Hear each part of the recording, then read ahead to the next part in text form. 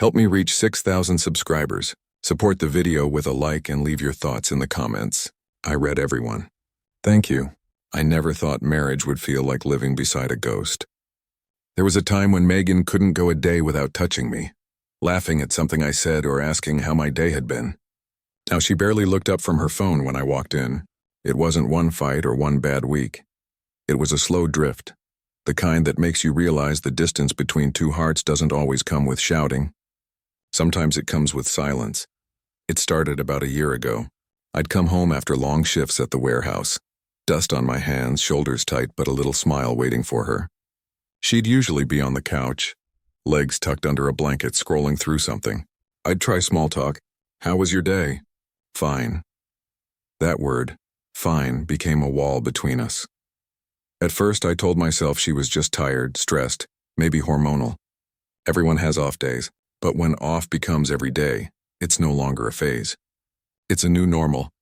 One night, I reached over to hold her hand. She flinched. Not dramatically, just a quick pull like my touch burned her.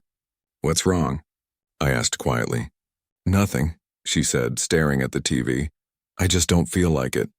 It wasn't the first time, but it hit harder that night. Maybe it was the tone, flat, cold, final. Like she was stating a fact about the weather. I pulled my hand back, feeling stupid for even trying. We went to bed without another word. She turned her back to me the way she always did lately. I stared at the ceiling, counting the shadows. The room was quiet, but it wasn't peaceful. It was the kind of quiet that screams. Days turned into weeks. She stopped texting me during the day. I stopped asking what was wrong because the answer never changed. Nothing. The word felt like a weapon now, used to end conversations before they could even start. I started staying later at work. I'd linger in the break room, drink another coffee, help the new guy load boxes, anything to avoid going home to that heavy silence. My coworkers joked that I was a workaholic. They didn't know that home wasn't rest, it was punishment. One Friday night, I came home early, hoping maybe we could watch a movie or order takeout. I walked in and she was already dressed. Jeans, makeup, perfume I hadn't smelled in months. Going somewhere? I asked, trying to sound casual. Yeah, with the girls, she said, not even meeting my eyes. It's Friday, I said. We used to... Yeah, well, things change, Ethan. Something inside me snapped a little at that. I didn't yell. I didn't cry. I just nodded. Yeah, I said. They do. The next morning she was quiet again. No apology, no explanation. Just scrolled through her phone while sipping coffee. I sat across from her, watching the woman I used to know fade behind a stranger's face. When you've loved someone long enough, you start remembering the small details that make the loss heavier. The way she used to sing while folding laundry. The way she'd fall asleep on my chest during movies.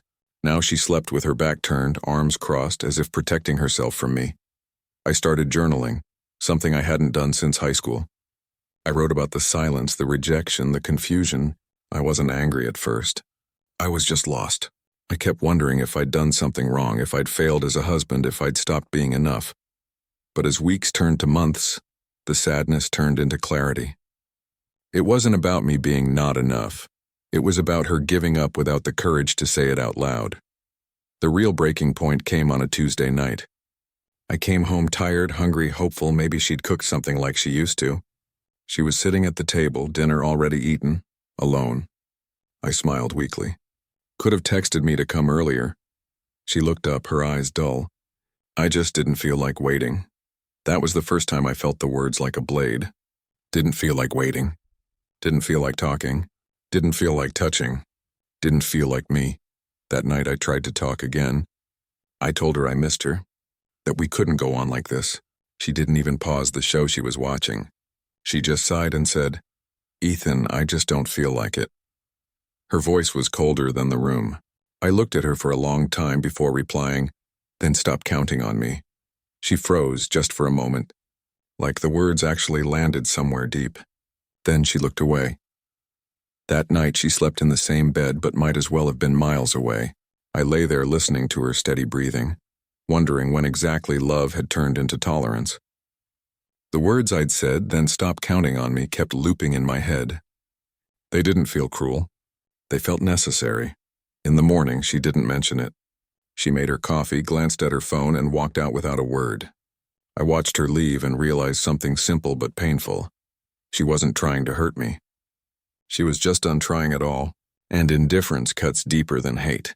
That day at work, I couldn't focus. Every noise in the warehouse sounded hollow.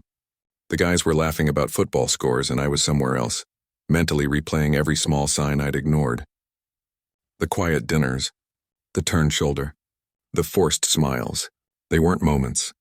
They were warnings, and I had been too hopeful to see them. When I got home that evening, she wasn't there. Her car was gone, her perfume faint in the hallway.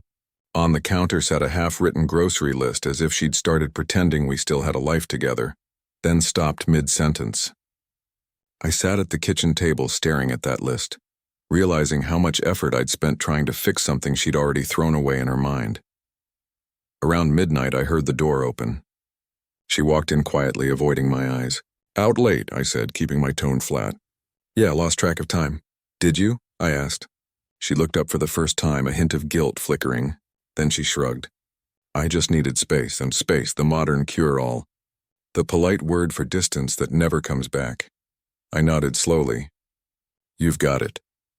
She didn't ask what I meant, and I didn't explain. The next morning, I left early. Stopped by a diner, had breakfast alone for the first time in years. It felt strange, quiet, peaceful, almost like I was remembering who I was before everything turned gray. I sat there with my coffee and realized I hadn't felt calm in months. The absence of tension felt like oxygen. That evening, I came home and started packing. Not dramatically, no shouting, no slammed doors. Just folding clothes, stacking shirts, pulling my tools from the garage. She walked in halfway through. "What are you doing?" she asked, her voice small. "Exactly what you've been doing," I said. "Leaving, just slower." She frowned, confused. "I never said I wanted you to go." I looked at her.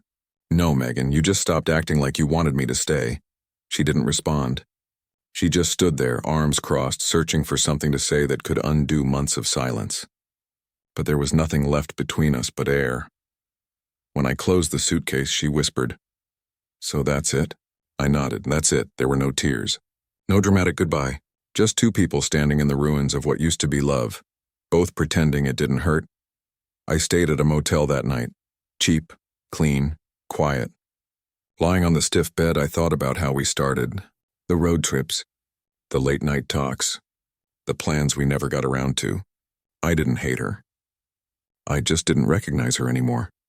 Maybe she didn't recognize me either. Over the next few weeks, we exchanged a few short texts about bills and mail. Every message was transactional, polite, empty.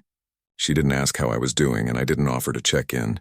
It was strange how quickly two people can become strangers again, but something unexpected happened during that time. I started to feel lighter. I woke up without that pit in my stomach. I started running in the mornings, eating real meals again. It wasn't happiness, not yet, but it was freedom. And freedom, after months of rejection, feels like sunlight after a long winter. A month later, I went back to the house to grab a few things I'd left. She was there. Same couch, same silence. She looked at me as if she wanted to say something, but the words never came. I picked up my toolbox and turned to leave. "Ethan," she said quietly. I stopped but didn't turn around. "I didn't mean to hurt you," she said. "I know," I replied. "You just stopped meaning to love me."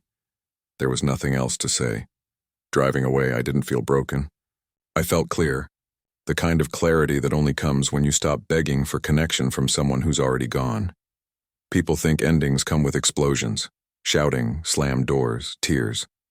But most endings are quiet. They come disguised as indifference, silence, small moments where one person reaches out and the other doesn't. Looking back now, I don't regret trying. I don't even regret her. I just regret the months I spent convincing myself that absence was temporary, that love would find its way back if I was patient enough. It doesn't. Love doesn't fade overnight. But once it goes cold, it rarely reignites. So when she said, "I just don't feel like it," and I replied, "Then stop counting on me," I didn't know it then. But that was the most honest conversation we'd had in years, because love isn't about constant passion or perfection. It's about showing up even when you don't feel like it, and when one person stops showing up, it's not selfish to walk away. It's survival.